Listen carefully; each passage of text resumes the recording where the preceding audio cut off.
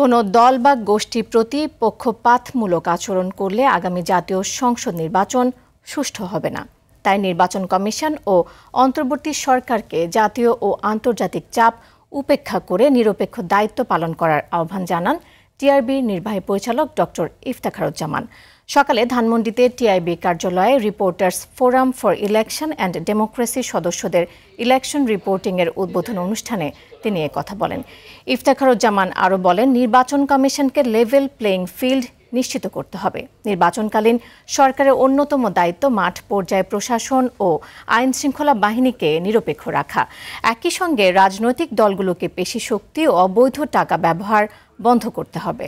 নির্বাচনকালীন সরকার কোনো দেশেই সুষ্ঠু নির্বাচন যদি আমরা প্রত্যাশা করি, নির্বাচনকালীন সরকার যদি পক্ষপাতিত্ব করেন, নির্বাচনকালীন সরকার যদি লেভেল প্লেইং ফিল্ড নিশ্চিত করার জন্য তার যে ভূমিকা সেটি পালন করতে ব্যর্থ হন, তারা যদি কোনো পক্ষের প্রতি পক্ষপাতিত্ব করেন, তাহলে সেই ক্ষেত্রে নির্বাচন সুষ্ঠু হওয়ার সম্ভাবনা কিন্তু মোটেই থাকে না।